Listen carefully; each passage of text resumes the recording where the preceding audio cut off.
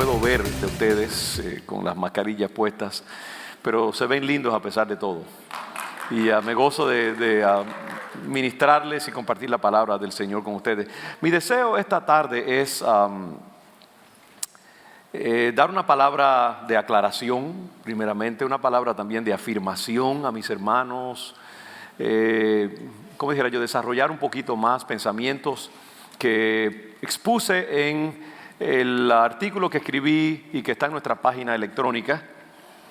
Y me gustaría dedicar los próximos minutos a aportar mayor claridad a este momento desafiante que estamos viviendo actualmente en esta nación e incluso en nuestra congregación.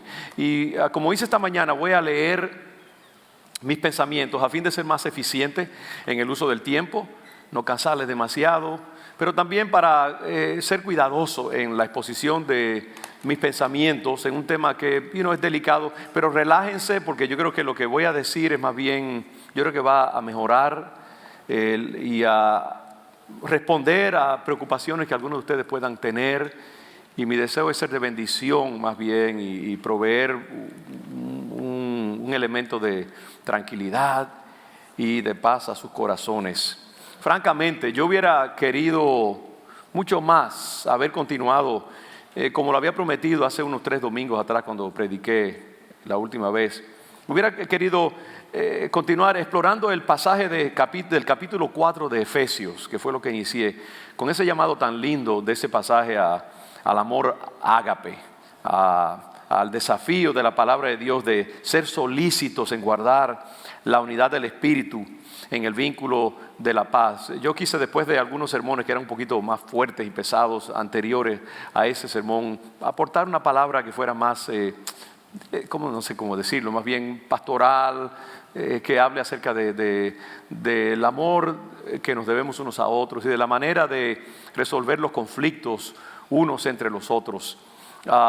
También ese pasaje nos habla de que somos un cuerpo y que como fuimos llamados en una misma esperanza de nuestra vocación, tenemos un Señor, una fe, un bautismo, un Dios y Padre de todos, el cual es sobre todos, por todos y en todos. Efesios 4, creo que está ahí, no sé si tienen los pasajes para ponerlos. Y sin embargo, el Señor me dirigió hace un par de semanas a escribir un artículo, un ensayo que yo sé que era provocador y que incitaba a la meditación y a la reflexión más profunda. Y por eso quiero discutir un tema que es un poquito más pesado, más dado a la reflexión profunda este domingo. Y es el asunto de nuestra responsabilidad, tanto mía como pastor y predicador de la palabra, también de ustedes, de todos los creyentes, como dice Pablo, de predicar la palabra de Dios a tiempo y fuera de tiempo. De hablar incluso la verdad de Dios, aun cuando sea controversial y desafiante para nuestros oyentes, ya sea que sean nuestros hijos adultos, nuestros amigos o compañeros de trabajo, o cualquier persona que amamos y cuya amistad y cariño apreciamos y atesoramos. Estoy profundamente consciente de que el ensayo que publiqué en nuestra página electrónica puede haber causado profundos sentimientos de dolor o incluso de angustia entre algunos miembros de nuestra congregación. Como digo en el ensayo, lo escribí con mucha previsión, oración y creo que también con humildad. Mi intención en todo momento ha sido dejar en claro a muchos miembros preocupados de nuestra congregación el por qué me he comportado en la manera que he hecho con respecto al tema de la justicia social y la muerte de George Floyd y todo el escándalo que ha causado justamente este incidente tan triste y tan trágico en la vida de nuestra nación. Y como pastor siempre trato de tener el pulso de mi congregación y discerní que había mucha inquietud entre nosotros acerca de las elecciones y de mi postura un poco reservada acerca de las protestas y de los eventos de la justicia social, y había muchas preguntas de por qué el pastor Miranda no ha sido más activo, más presente en las protestas que ha habido en la ciudad, más vocal en su denuncia de la injusticia social, y por qué él sostiene una postura, porque yo creo que ustedes más o menos se dan cuenta de cuál ha sido mi postura, que tan conservadora con respecto a la política y las elecciones de este país, siendo él un pastor de una congregación como la nuestra. Y sentí que necesitaba explicar lo más claramente posible a través de ese ensayo por qué yo, un pastor latino que ministra a una congregación urbana, socialmente diversa, conocida como una iglesia que toma en serio la justicia social, y que yo creo que en sí misma, por su mismo existir, es ya una declaración de la importancia de la justicia social. ¿Por qué yo, ese pastor latino, conocido como una persona que se preocupa por la justicia social, sostengo una posición esencialmente conservadora con respecto a estas elecciones que se avecinan?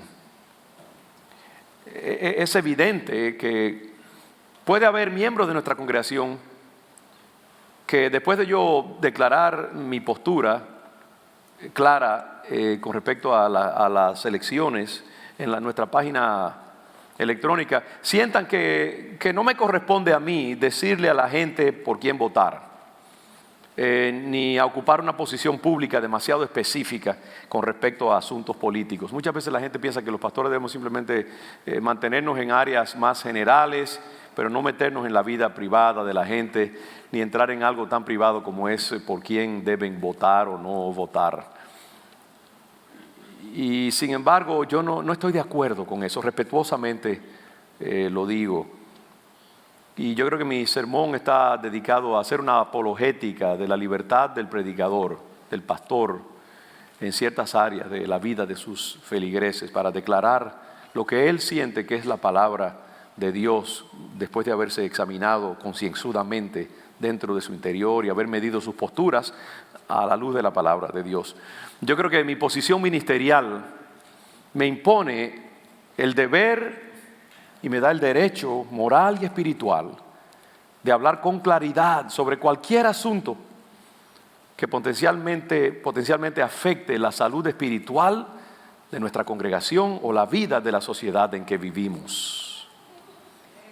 James Finney, el famoso teólogo y evangelista del siglo XIX, un hombre que Dios usó en maneras extraordinarias y milagrosas, escribió elocuentemente sobre la responsabilidad que tenían los predicadores y que tenemos de predicar con valentía la palabra de Dios en cada área de la vida humana. Y él dijo estas palabras: el verdadero evangelio no se está predicando donde no se insiste en la obediencia a la ley moral como única regla de vida. Donde quiera que haya una falla en hacer esto, en las instrucciones de cualquier púlpito, inevitablemente se verá que los oyentes de un evangelio tan mutilado tendrán muy poca conciencia, muy poco sentido de responsabilidad moral. Y él continuó diciendo: necesitamos más Boanerges o hijos del trueno, como el Señor llamó a Pedro y a su hermano en el púlpito. Necesitamos hombres, y yo añadiría mujeres, que proyecten la ley de Dios como un rayo deslumbrante y que despierten la conciencia de la gente. Necesitamos más el espíritu, dice él, de los puritanos en el púlpito, los puritanos históricos, es decir. Sin duda, algunos puritanos eran extremistas, pero aún bajo su enseñanza había un estado de conciencia individual y pública muy diferente al que existe en nuestros días. Y él estaba hablando en el siglo XIX, poco antes de de la Guerra Civil norteamericana, hace 140, 160 años atrás. Hablando de la gran influencia que tiene lo que él llama el púlpito, así lo llama el púlpito, en la vida de una nación, él hizo una declaración muy famosa En su sermón titulado La decadencia de la conciencia, no sé si James Finney o Charles Finney, creo que Charles Finney declaró lo siguiente. Dice él: hermanos, nuestra predicación dará sus frutos legítimos.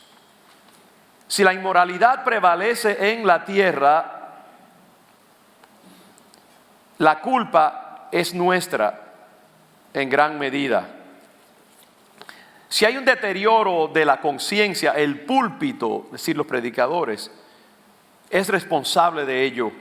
Si la prensa pública carece de discriminación moral, es decir, de discernimiento moral, el púlpito es responsable de ello. Si la iglesia es degenerada y mundana, el púlpito es responsable de ello. Si el mundo pierde su interés en la religión, el púlpito es responsable de ello. Si Satanás gobierna en nuestros salones de legislación, el púlpito es responsable de ello. Si nuestra política se vuelve tan corrupta que los mismos cimientos de nuestro gobierno están listos para caer, el púlpito es responsable de ello. No ignoremos este hecho, mis queridos hermanos. Tomémoslo más bien a pecho y estemos plenamente conscientes de nuestra responsabilidad con respecto a la moral de esta nación. Durante los primeros 200 años de Norteamérica, los predicadores de todo el país predicaban lo que llegó a llamarse el sermón del día de las elecciones. Esto sucedía todos los años y a través de sus sermones de los predicadores, los políticos se les hacía responsables ante la iglesia por su récord de votación y sus posiciones morales. Y en el tiempo de los puritanos, los políticos eran traídos a la iglesia para que se sentaran en el frente de la congregación cuando el predicador predicaba este tipo de sermón. Y esto se consideraba perfectamente apropiado. También debemos recordar que la iglesia norteamericana siempre ha estado extraordinariamente involucrada políticamente. Y recuerden que me estoy ahora refiriendo a la creencia de que los predicadores no debemos meternos en la política, que no debemos ser demasiado claros en nuestros pronunciamientos con respecto a la política. Yo nunca he escuchado, por ejemplo, críticas a la participación de cristianos en el movimiento contra la esclavitud. Y sabemos que hubo muchos cristianos en Norteamérica que fueron claros en su denunciación o su denuncia de la esclavitud como un mal moral, una afrenta con respecto a la justicia de Dios. Todo el mundo aplaude ese involucramiento político de la iglesia contra la maldad. Tampoco he oído denuncias contra el famoso teólogo Dietrich Bonhoeffer y su posición contra Hitler y el nazismo durante los tiempos de la Segunda Guerra Mundial. Todo el mundo reconoce que ese hombre es un héroe en su postura, y voy a hablar un poquito más acerca de él en un momento. Ciertamente la profunda participación del reverendo Martin Luther King Jr. en el movimiento contra la discriminación y la segregación racial en la década del 60 es universalmente reconocida como algo legítimo y beneficioso para nuestra nación. Entonces vemos que todo el mundo reconoce que la iglesia tiene un deber de pronunciarse específicamente con respecto a lo que percibe como una violación de la palabra de Dios en el mundo público y gubernamental, social. Desafortunadamente, a veces los mismos cristianos que se oponen a que los pastores y las iglesias hablen de política son los mismos que critican a pastores como yo, perdone que me ponga ahí que critican a pastores como yo por no ser lo suficientemente políticos, lo suficientemente intensos y expresivos durante estas últimas protestas que ha habido con respecto al caso de George Floyd. El hecho es que si a los pastores se les prohíbe tocar el tema de la política desde el púlpito o públicamente de manera específica, estamos corriendo el riesgo de aislar la palabra de Dios y de impedirle acceso a una de las áreas más importantes de la vida humana y de la sociedad, que es el ámbito político, porque esto afecta tan profundamente la vida de la gente. Si hay un área, hermanos, donde los creyentes necesitan más desesperadamente el consejo piadoso de sus pastores en estos tiempos confusos que estamos viviendo, es en el área de la política y de las elecciones actuales. Los dilemas morales de este momento que estamos viviendo son tan complicados. Las complejidades teológicas son tan difíciles de esclarecer en este asunto de por quién votar y todas las contradicciones que hay en este tema. Las opciones que tenemos ante nosotros son tan angustiosas y desagradables que la verdad es que lo que uno termina votando es por el menor de dos males. No es que un mal sea perfectamente bueno y el otro perfectamente malo. Uno se encuentra a veces, Señor, ¿qué hago? ¿Por quién voto? Si voto por este, hay unas consecuencias. Si voto por aquel, hay otras consecuencias. Es un tiempo difícil donde la gente se siente como angustiada y conflictuada en las dos opciones, que son dos solamente que tenemos. Hay tanta confusión y tantas narrativas falsas en el aire. Uno consulta las páginas de los medios de comunicación y uno no sabe qué es verdad, qué es mentira, qué es fabricación, qué es exageración, qué es supresión de la verdad. Un tiempo difícil. Este momento exige, como nunca, yo diría, un consejo valiente y piadoso basado en los principios de la palabra de Dios, de parte de los predicadores de la palabra de Dios. No importa de qué lado de la política usted esté, sea de un lado o de otro, conservador, liberal, demócrata, republicano, no importa. Hay que reconocer que nada afectará la vida de la iglesia, de nuestras comunidades y nuestras familias como los resultados de las elecciones actuales. Van a tener un impacto grande sobre toda nuestra nación, nuestra vida personal, familiar. Como iglesia, la moral de nuestra nación se verá afectada. La libertad de la iglesia y otras instituciones cristianas para predicar el evangelio y llevar a cabo sus asuntos sin obstáculos se verá afectada. La educación moral que reciben nuestros hijos en la escuela sentirán los efectos de estas elecciones. La vida de los niños por nacer en el vientre de su madre se verá profundamente afectada. La atmósfera espiritual de nuestra nación, y yo diría que su destino en los próximos muchos años reflejará los efectos de estas elecciones durante las próximas décadas.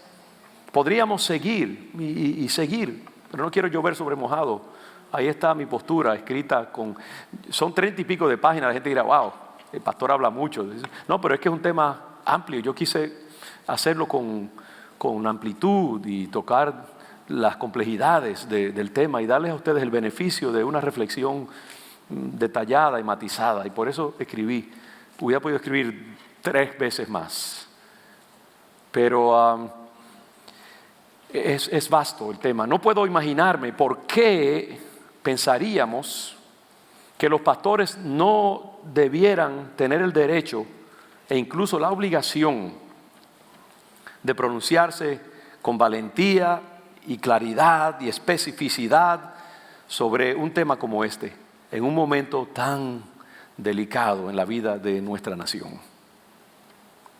Recuerdo las palabras de Abraham Kuyper, un famoso político, reformador y erudito y teólogo holandés de los siglos XIX y XX, un hombre tremendamente distinguido, un teólogo que les animo que lean algo en Google de su vida y su trabajo, un hombre maravillosamente brillante y muy bíblico también. Fundó de hecho la iglesia reformada en Holanda en el siglo XIX.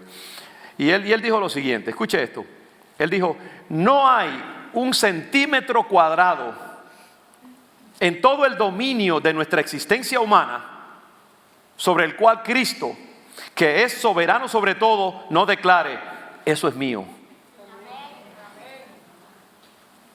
Me pregunto, ¿tienen los pastores derecho a hablar a la vida de sus feligreses? Esencialmente en áreas donde sobre todo en áreas donde grandes consecuencias están en juego.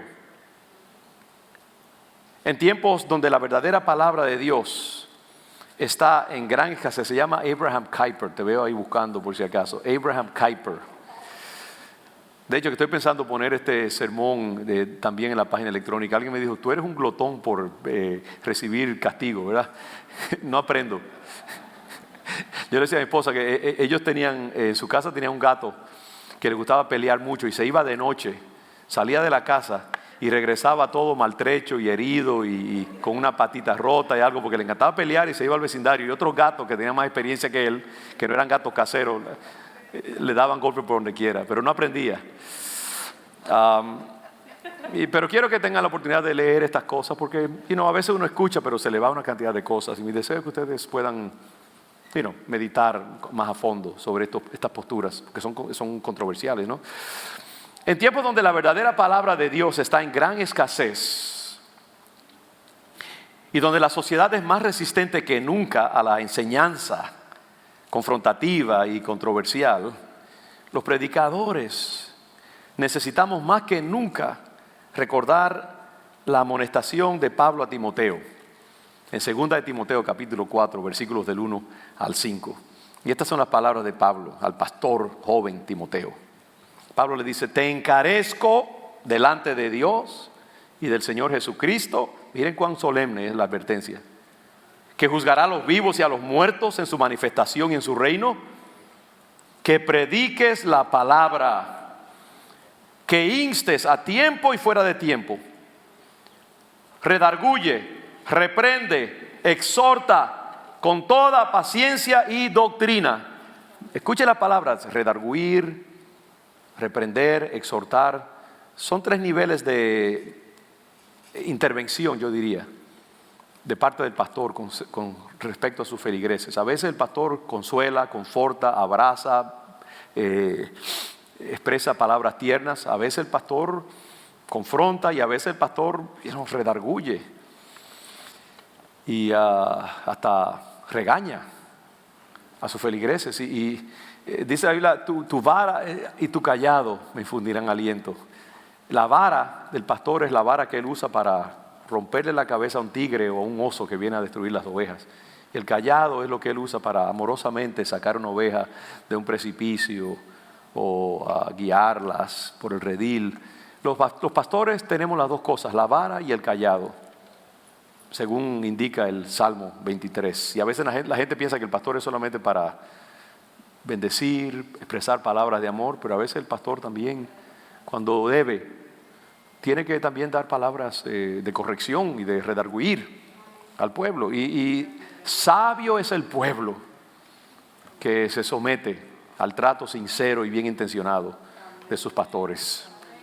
Y Pablo dice: redarguye, reprende, exhorta con toda paciencia y doctrina, porque vendrá tiempo, dice Pablo, cuando no sufrirán la sana doctrina. Es decir, no la soportarán, no la aguantarán, no la querrán oír, sino que esa gente, teniendo comezón de oír, porque tienen hambre de escuchar algo, pero esa comezón de oír será explotada por maestros que se amontonarán conforme a sus propias concupiscencias, sus malas intenciones, sus intenciones carnales, y apartarán de la verdad del oído y se volverán a las fábulas. Pero tú, le dice Pablo a Timoteo, tú sé sobrio en todo, soporta las aflicciones, haz obra de evangelista, cumple tu ministerio. Ese es el llamado, esa es la carga de Dios a los predicadores. El deber del predicador no es ocultarle nada a sus ovejas que pueda ser necesario para su salud espiritual. No podemos reprimir nada que pueda bendecir y sanar la vida de nuestras ovejas. Esto incluye advertirles sobre acciones, decisiones o conductas inapropiadas, o cosas que puedan resultar en daño a sus vidas o su salud espiritual. También incluye, por supuesto, un llamado positivo a una vida piadosa, porque no todo es corrección, una vida piadosa y a una integridad valiente en su comportamiento. Y la verdad es que no importa si la gente se ofende, El hecho de que el predicador es responsable de la sangre de quienes están bajo su influencia es mucho más importante que su popularidad. Yo creo que el Señor no me ha llamado a ser popular. ¿Cómo decir? Yo no soy un centavito para que todo el mundo me quiera, hoy en día que soy una peseta, ¿no? O no soy papeleta de $100 para que la gente me aprecie. ¿Saben cuál es el dicho, no? Todos los países tienen su propia versión. Somos responsables de dar la palabra, no de ser populares y aprobados. En Hechos capítulo 20, 24 al 28, tenemos las palabras de Pablo cuando ya iba a ser arrestado. Y él sabía que iba a Jerusalén para ser arrestado y que probablemente los que lo escuchaban en ese momento jamás lo volverían a ver. Y él reunió a los ancianos de la iglesia de Éfeso para despedirse de ellos. Y estas son las palabras que él escribió. Dice: pero de ninguna cosa hago caso, ni estimo preciosa mi vida para mí mismo, con tal que acabe mi carrera con gozo y el ministerio que recibí del Señor Jesús, para dar testimonio del evangelio de la gracia de Dios. Y entonces dice Pablo: y ahora, he aquí, yo sé que ninguno de todos vosotros, entre quienes he pasado predicando el reino de Dios, verá más mi rostro. Por tanto, yo os protesto en el día de hoy. En otras palabras, yo les declaro solemnemente que yo estoy limpio de la sangre de todos ustedes, porque no he rehuido anunciaros todo el consejo de Dios. Y eso es lo que el Señor siempre me dice: nunca rehuyas, es decir, nunca pretendas escaparte, nunca evadas, nunca evites anunciarle a tu pueblo todo el consejo de Dios. Y Pablo le dice: por tanto, mirad por vosotros y por todo el rebaño en que el Espíritu Santo os ha puesto por obispos. Él estaba hablando a pastores y supervisores de la iglesia en ese tiempo. Mirad por todos vosotros y el rebaño en que el Espíritu Santo os ha puesto, para apacentar la iglesia del Señor, la cual Él ganó por su propia sangre. Yo he llegado a la conclusión, hermanos, de que en este momento tan urgente y peligroso en el que se encuentra nuestra nación, la neutralidad elegante, yo añadiría la teología sofisticada y la predicación ambigua y no clara, la predicación que no se expresa claramente, es una abdicación de la responsabilidad ministerial. Es un fallo en ejercer nuestra responsabilidad y en última instancia es un acto de cobardía espiritual. Y eso fue lo que me impulsó a hablar con más claridad a través de ese ensayo, de ese escrito, como lo hice en la página electrónica de la iglesia. No era un ánimo partidista, ni deseo de excluir a nadie, ni deseo de golpear la sensibilidad de nadie, ni decirle a la gente: si no le gusta, váyanse. Eso no ha estado en mi corazón en ningún momento. Antes del artículo que escribí, yo creo que mi perspectiva sobre las elecciones no habría sido un secreto para nadie. Yo creo que ustedes han visto mi forma de conducirme, de predicar, de conectar los puntitos a través de mis sermones. Yo creo que la gente se imagina y se ha imaginado dónde yo estoy parado. Y lo único que puedo concluir es que cualquier enojo que se haya sentido por mi escrito o mi artículo se debe a que finalmente decidí establecer un punto de referencia claro para mis puntos de vista pastorales sobre las elecciones. A veces, mientras uno deja las cosas así como sobreentendidas y vagas, todo está bien. Es cuando uno se pronuncia claramente, entonces ahí es donde verdaderamente viene el choque. Y la verdad es que al enemigo no le gusta que uno se pronuncie claramente muchas veces. No estoy equiparando una cosa con la otra, evidentemente, pero hay algo, y yo siento que esto es una guerra espiritual, y que también tenía que ver como con una definición de mi propio llamado pastoral, ministerial, yo diría hasta profético. Si yo callaba, decidí en este momento, estaba haciendo como un trato con Satanás, ¿sabe?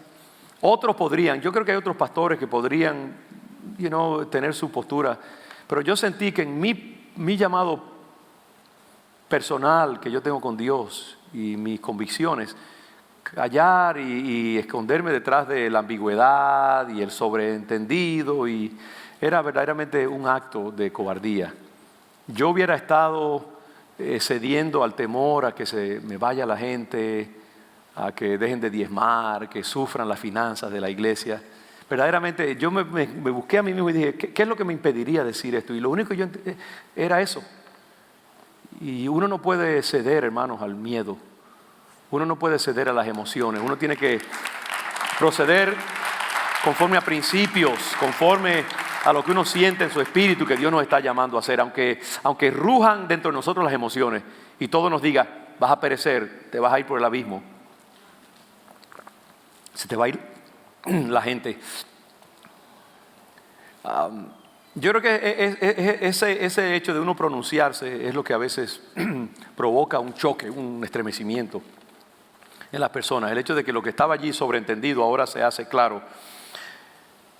Y yo entiendo que cuando un pastor se pronuncia de cierta manera clara, esto obliga a sus feligreses a tomar una decisión claramente a la luz de ese consejo específico. Se traza como una línea en la tierra. Y yo entiendo la incomodidad emocional y espiritual que esto puede causar en aquellos que discrepan de la palabra que su pastor está diciendo. Esto los obliga a tomar una posición adversa y eso causa incomodidad emocional. Pero sepan bien que yo, como voy a decir más adelante, yo respeto como algo sagrado la libertad de mi pueblo para escoger, decidir, considerar y tomar a veces opiniones que sean diferentes a las que yo declaro desde el púlpito. Pero después de yo reflexionar sobre todo esto y dada la clara evidencia y las consideraciones que yo presenté en mi artículo y lo que creo que serían las consecuencias resultantes de no votar bíblica y sabiamente en este momento decisivo, yo sentí que hubiera sido una abdicación, un evadir mi responsabilidad pastoral, no expresando claramente mis convicciones, o lo que yo siento que el Espíritu Santo me ha indicado con respecto a este momento que estamos viviendo. Yo he escuchado pastores que respeto muchísimo, que amo muchísimo y cuya postura respeto, predicar sermones que tanto los que están de un lado como del otro hubieran podido decir amén, no hay problema. Y entonces yo diría que la gente como que no recibe tanto beneficio porque están iguales. Hay veces que uno puede predicar un sermón que el que está de izquierda o el que está de derecha o el conservador o el liberal pueden decir sí, amén y amén, pero ese no es el estilo de Jesucristo. El Señor fue cáustico a veces y fue muy específico en sus pronunciamientos y la gente sabía dónde él estaba parado. Yo creo que así tenemos que nosotros los pastores también. El Señor dijo, por ejemplo, el que quiera ser mi discípulo, tome su cruz cada día, renuncie a sí mismo, sígame. El Señor Jesucristo yo creo que era el peor persona en mercadeo que ha habido en el mundo. Porque su mercadeo y su publicidad de su ministerio era como que estaba garantizado a que la gente no entrara en él, más bien. ¿No? Y él siempre anunció la cruz y anunció el rechazo de la vida personal. Y habló en formas claras y contundentes, porque él sabía que estaba hablando de cosas de vida o muerte eterna. Y yo siento que si yo predico sermones así, que como yo estaba haciendo hasta cierto punto, sobreentendidos, vagos, yo creo que hubiera sido un fallo de mi llamado ministerial. Dietrich Bonhoeffer, que acabo de mencionar, ese teólogo tan influyente en el siglo XX, fue un hombre de conciencia que decidió abandonar su neutralidad teológica y abrazar la lucha contra el régimen de Hitler. Él vivía en Estados Unidos por un tiempo y hubiera podido quedarse mientras Hitler estaba tomando el poder en Alemania. Y era un hombre brillantísimo, de una familia muy ilustre en Alemania. Y él finalmente decidió que no podía hacer eso, que él tenía que regresar a su patria, declarar su oposición públicamente contra Hitler. Y de hecho, inclusive se involucró en un complot contra Hitler, que finalmente le costó la vida. Terminó pagando su decisión de adoptar una postura política clara y de actuar en consecuencia a sus creencias bíblicas y teológicas. Y estas son las palabras de Bonhoeffer. Él declaró: El silencio ante el mal es en sí mismo una manifestación del mal. Dijo, Dios no nos tendrá por inocentes. No hablar es hablar. No actuar es actuar. Fin de la cita. Y yo sé que esas palabras han sido utilizadas por muchos cristianos socialmente sensitivos y por personas de izquierda durante las protestas de George Floyd y el movimiento Black Lives Matter, para justificar lo que yo considero su valiente participación en lo que ellos creen son acciones injustas por parte de la policía y del Estado norteamericano. Pero yo diría que se aplica también igualmente y especialmente quizás a los pastores que no hablan por temor a ser políticamente incorrectos o que temen la ira de sus feligreses si se pronuncian claramente del lado de una posición política u otra.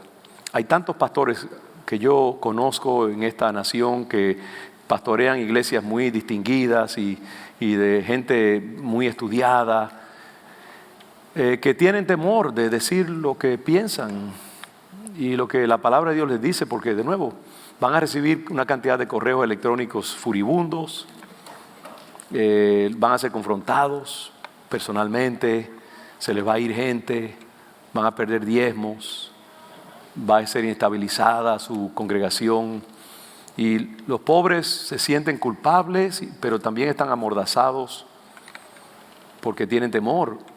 Y yo, francamente, yo creo que cada uno allá con su conciencia, yo no los culpo. El hecho de que los pastores, sin embargo, permanezcan en silencio sabiendo lo que Dios les está diciendo que prediquen, yo creo que es un acto de maldad también, hay que decirlo.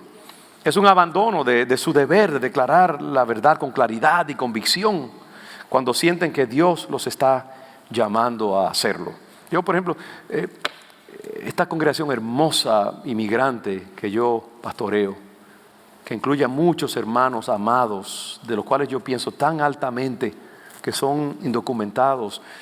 Yo he dicho, wow, yo no quiero que mis hermanos piensen que su padre espiritual les está abandonando o que los está descuidando. Hermanos, yo pienso tan altamente de esa comunidad inmigrante nuestra que yo escribí todo un libro, usted no lo sabe, acerca de la inmigración latina.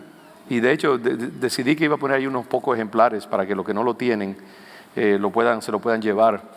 Yo no veo ninguna contradicción entre lo que yo he escrito y mi posición matizada con respecto a la inmigración. Hermanos, yo les suplico que sepa que su pastor no podría pensar más altamente de ustedes. A mí me podrían ofrecer el pastorado de la congregación más elegante y rica de esta nación y yo preferiría a mis hermanos inmigrantes a quienes pastoreo. Por eso me quedo aquí. Porque yo creo que es un privilegio increíble pastorearles. Y yo escribí, por ejemplo, voy a leer un par de cositas, párrafos acá de ese libro. Dice, hablando de la influencia potencial del pueblo latino, los inmigrantes latinos. Digo, esa sensibilidad esencialmente cristiana que traen consigo los hispanos a la sociedad norteamericana tiene el potencial de fortalecerla significativamente en sus fundamentos judeo-cristianos y de inclinar la balanza decisivamente hacia el lado de la fe cristiana ortodoxa. Déjeme decir algo, uno de los errores más grandes que comete esta nación es reprimir la presencia de los inmigrantes que ya están en esta nación ahora mismo, que llevan muchos de ellos décadas, que tienen negocio, que han comprado casa, que tienen hijos que han nacido y crecido acá, que no van a ir para ninguna parte, hermanos, porque nadie va a poner barcos para sacar a esta gente y mandarlos a sus países de nuevo. Y es un error reprimir la influencia de gente latina con una sensibilidad cristiana tan rica que podrían enriquecer espiritualmente esta nación. Amén. Y si el Partido Republicano, perdone que sea así claro, fuera inteligente, se pondría al frente de traer a esta gente y darles paz para entonces que esa gente los vean como pastores de la comunidad y que voten por valores que son, yo creo que más afines a los valores que fundaron a esta nación. Y es un error de los gobernantes. Y ¿sabe qué? Yo les digo, mis hermanos, que yo tengo la convicción de que en un momento Dios se encargará de aquellos que están aquí indocumentados. Y Dios con mano fuerte y brazo extendido obligará a Faraón a cederles su legalidad. Pero será en el estilo de Dios, como Dios hace las cosas. Moisés no se puso a hacer una encuesta y a hacer manifestaciones así. Él recibió la palabra de Dios, recibió la vara de autoridad espiritual y se fue a donde Faraón y le dijo, déjalos ir. Y yo creo que eso es lo que Dios quiere, una intervención poderosa. Y Dios nos dice, tengan paciencia, déjenme obrar, cíñanse a mis métodos orgánicos y profundos y en su momento yo les daré paz.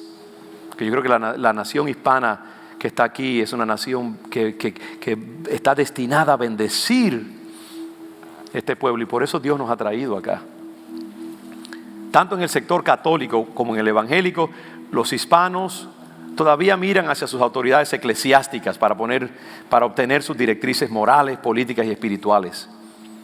Esa actitud podría ir cambiando en el futuro según las influencias culturales de esta sociedad secularizada y sospechosa hacia la religión se fueran dejando sentir en nuestra comunidad. Por el momento, sin embargo, la balanza todavía se inclina hacia un profundo respeto por las autoridades eclesiásticas.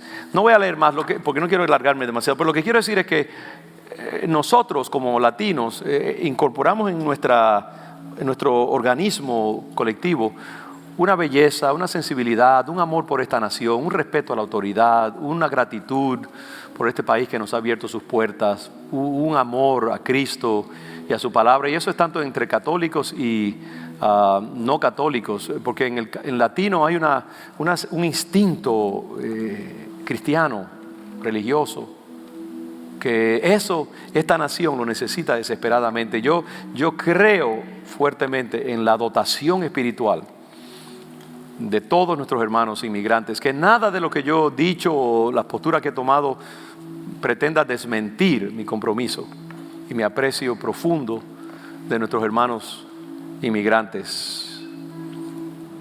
La Biblia advierte claramente a aquellos que ocupan el cargo ministerial que cuando escuchen la palabra de Dios claramente no tienen más remedio que declararla, y si no serán responsables de la sangre de aquellos que Dios ha puesto a su cargo.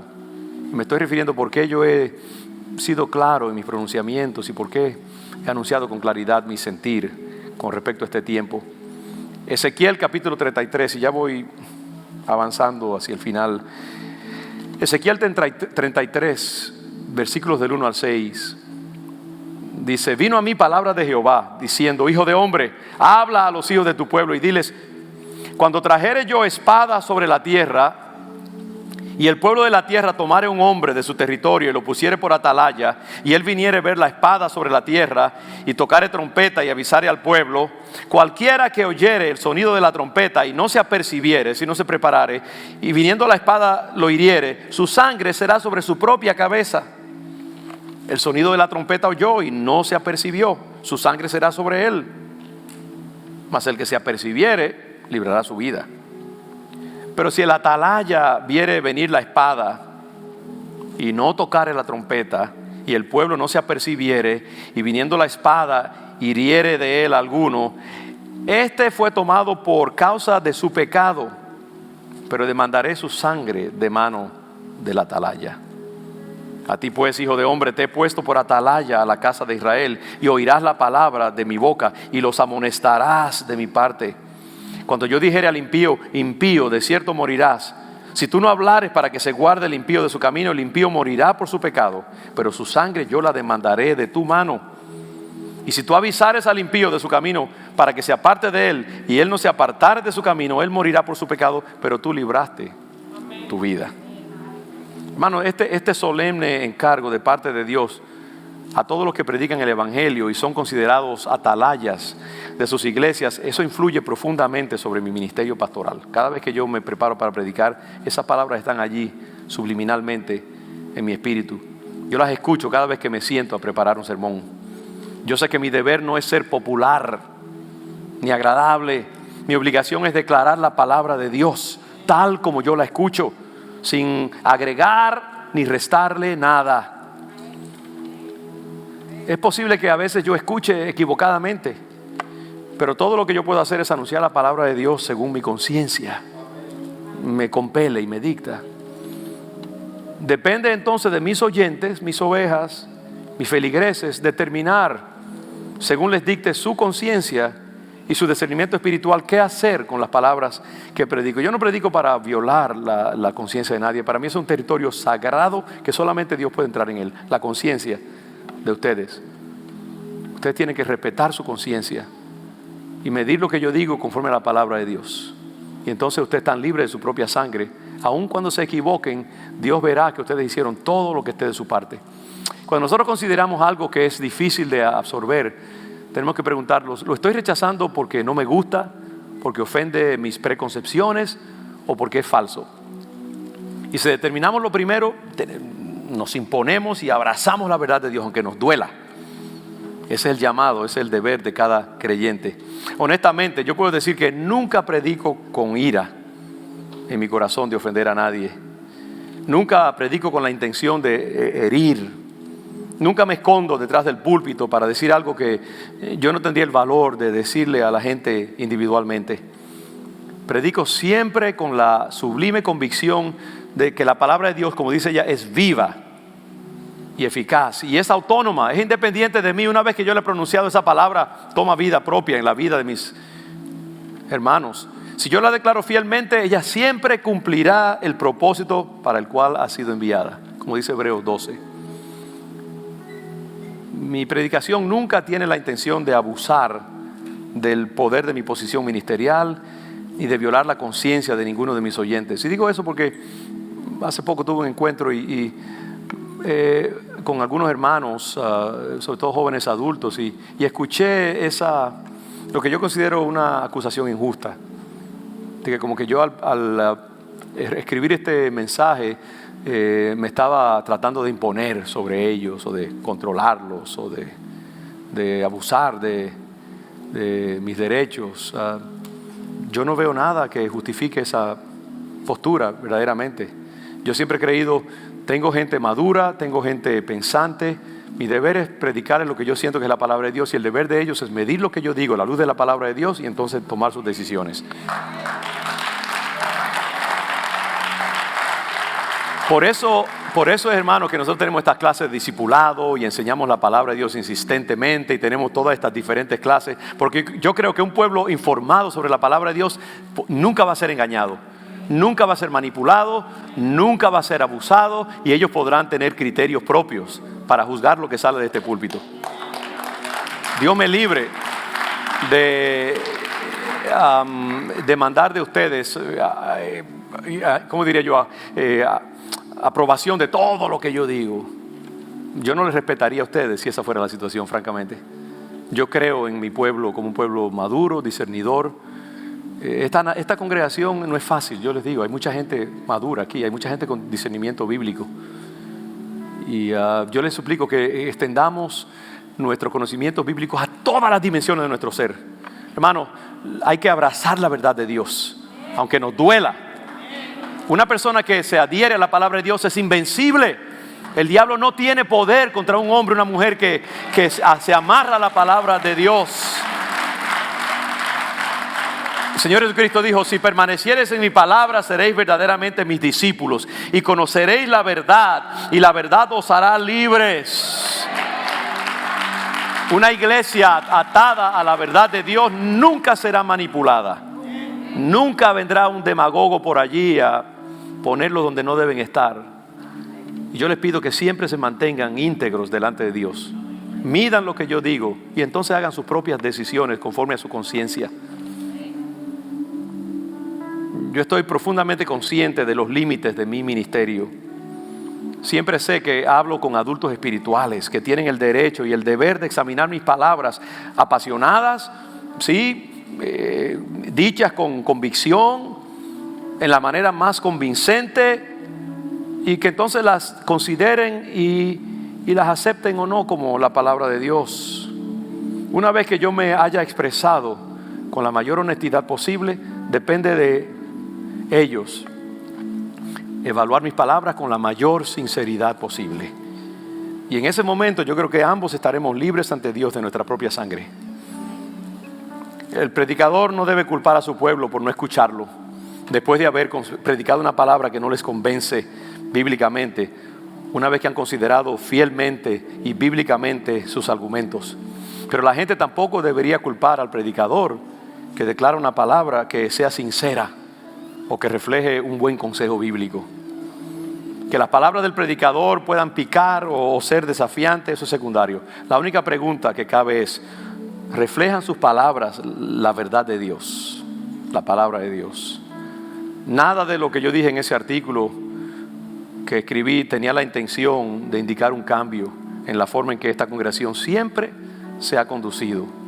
Seguimos siendo la misma comunidad tolerante y diversa que siempre hemos sido. Seguiremos respetando los puntos de vista de los demás. Yo seguiré siendo el mismo predicador directo y sincero que creo haber sido siempre. Continuaré declarando claramente lo que creo que Dios pone en mi corazón.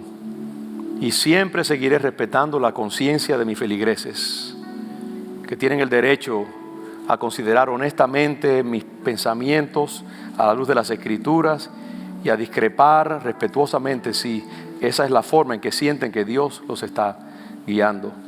Termino con esto. En un par de semanas apenas Dios habrá emitido su misterioso veredicto sobre las elecciones del 2020. En un par de semanas ya nos libraremos de esta carga de qué va a pasar, qué será, quién saldrá.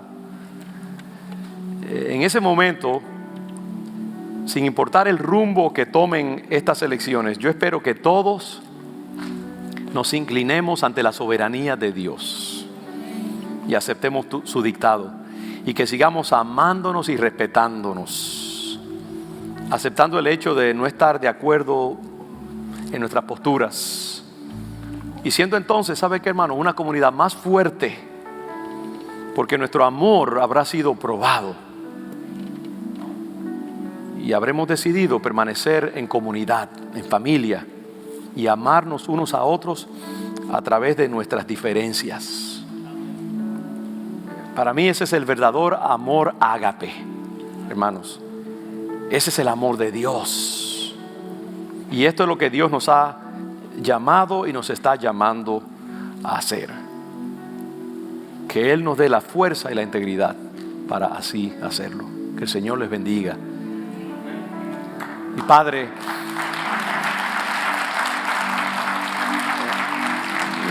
yo pido que tú no permitas que el lobo entre las ovejas en el redil y cause consternación, división, escándalo entre tus hijos. Reprendemos al devorador que solo quiere matar, robar y destruir, que quiere tomar comunidades bellas como es León de Judá y dividirla y sembrar disensión y sospecha entre nosotros mismos. Declaramos que Cristo es el pastor de esta iglesia y que la palabra de Dios es la plataforma sobre la cual nosotros caminamos y nos paramos. Y creemos, Señor, y confesamos que lo que el diablo ha querido tornar para mal, tú lo vas a tornar para bien. Lo que el enemigo ha querido usar para dividir y para escandalizar, tú lo vas a usar para gloria de tu nombre, para fortalecimiento de tus hijos. Yo me inclino, Padre, ante tu palabra en este momento. Me someto a ella y te pido que cada día nos hagas a todos, incluyéndome a mí, a estar sujetos a tu verdad y caminar rectamente delante de ti.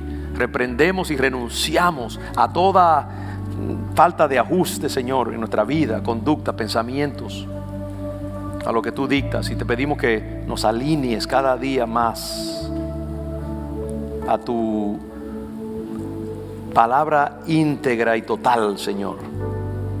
Nos comprometemos delante de ti como nunca a caminar dentro de tus principios y de tu voluntad.